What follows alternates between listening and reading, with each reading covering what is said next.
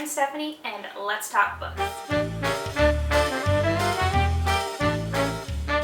So, April 1st is the beginning of the Owls Magical Readathon, which is hosted by G over at Book Roast. I'll go ahead and leave a link to the introductory video from G down in the description section. That way, if you're interested in joining along, you can get all the details. But the short version is that this readathon is based off of the OWLs, the Ordinary Wizarding Level Examinations taken by students at Hogwarts. So for each of the subjects, there is a reading prompt, and in order to pass the examination for that subject, you have to read a book that fits that prompt.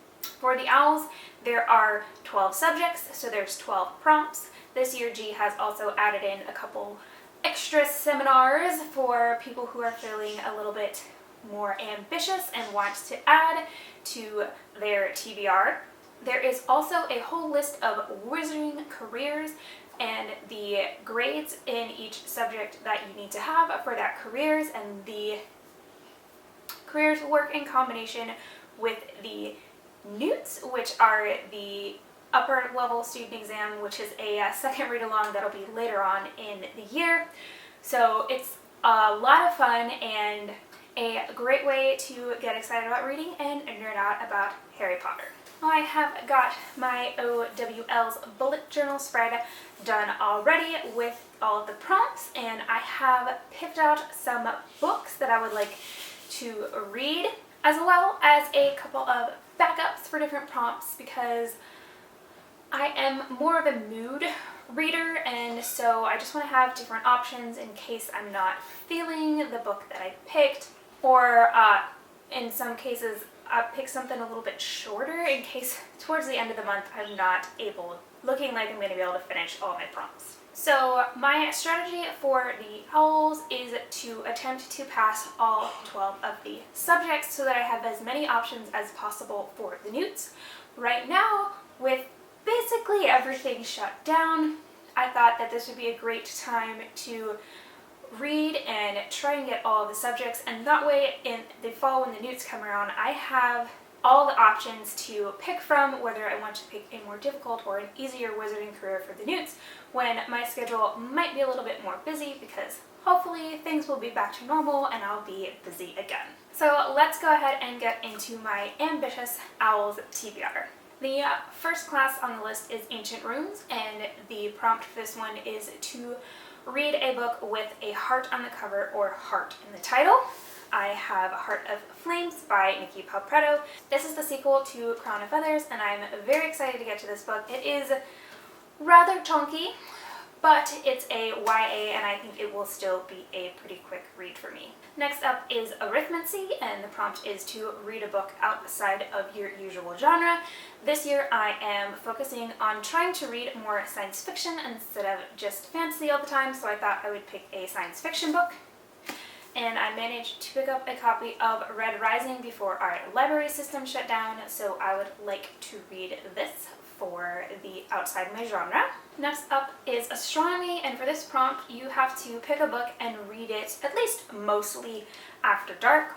The book that I have for this prompt is The Hero of Ages. I'm continuing on with my annotated Cosmere read through this year, and this is the next book for April. Now, it is pretty big, and when I do an annotated read through, it does take me significantly longer to read through the book than usual. And I go to bed at 8:30 because I'm up at 4:30 or 5 every morning for work, so I'm not sure that I'm going to be able to get through something this big after dark, so I do have a backup for this prompt. The backup for this prompt is Snapshot and Dreamer, which is two novellas by Brandon Sanderson. I have read Snapshot before, but I have not read Dreamer, and I'm always up for more Sanderson, and it is a pretty short little volume, so I will possibly be doing this one for that prompt. Alright, next up is Care of Magical Creatures, and the prompt is to read a book with a creature with a beak on the cover. And for this prompt, I have An Enchantment of Raven, and I'm really excited to reread this book. It's pretty short, but I really enjoyed it. It's just a very fun, atmospheric fairy tale, and I am gonna read it. And there's verbs on the cover.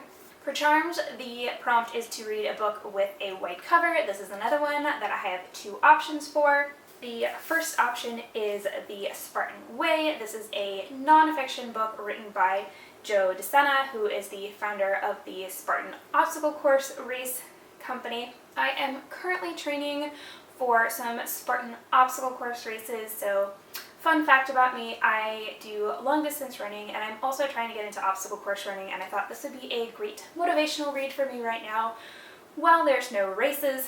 And my backup book for this is The Ember in the Ashes by Sabathir. I want to reread the series this year because the final book is going to be coming out towards the end of this year. This is one that I am in waitlist for the digital audiobook at my library. So this one comes in, I will listen to it on audiobook because I definitely don't have as many audiobooks as I would like for this readathon, because our library systems are digital only right now. So if that comes through, I will read this one for the white prompt, and I'll leave The Spartan Way for another time. For Defense Against the Dark Arts, we need to read a book that is set at sea or by the coast.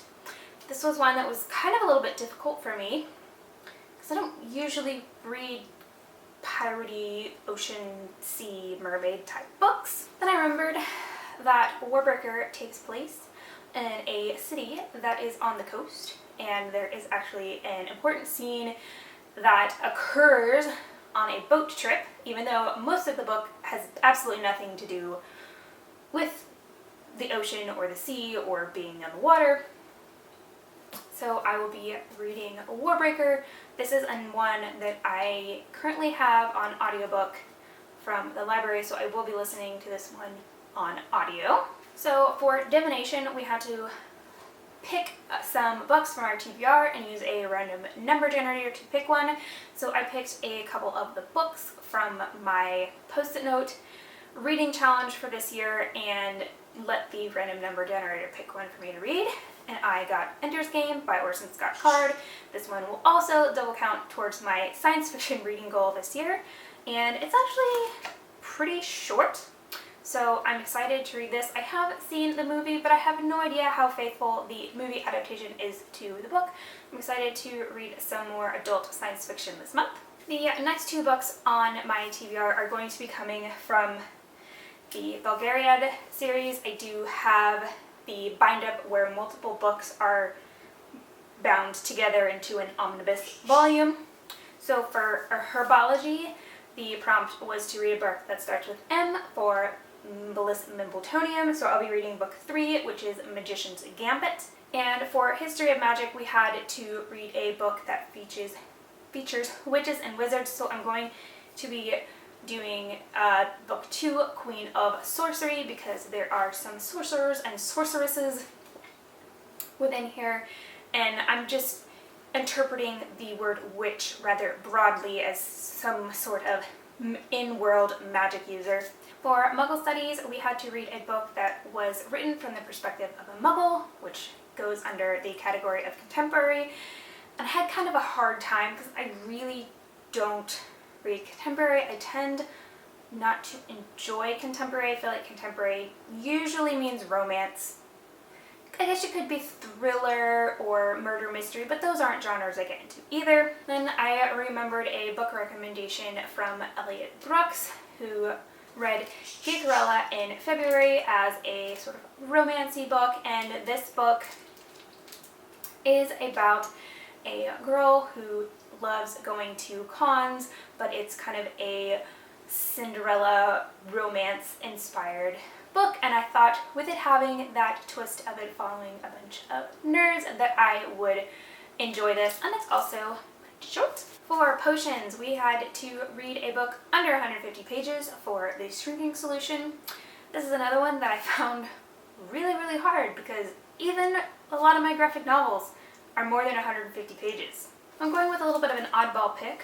This is Letter to a Christian Nation by Sam Harris. This is actually a book that my husband checked out of the library, and occasionally I do enjoy doing buddy reads with him. He has already finished it, and I will be reading, and then we'll have books to talk about. And I know he appreciates this because he has also read some of my favorite books, which are much, much bigger than this. So it's definitely time I returned the favor. Lastly, Transfiguration is to read a book that has shapeshifters. I'm going to be finishing my reread of The Renegades with Supernova.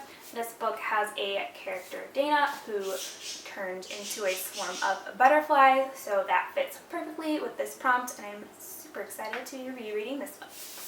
So that's it for my Owls TBR. I also will be getting a early e-copy of Age of Empire by Michael J. Sullivan because I pre-ordered the book through the Kickstarter, and that should be coming out sometime in April. I couldn't really find anywhere to fit it into this TBR, so I'm just going to read it anyways whenever it gets here.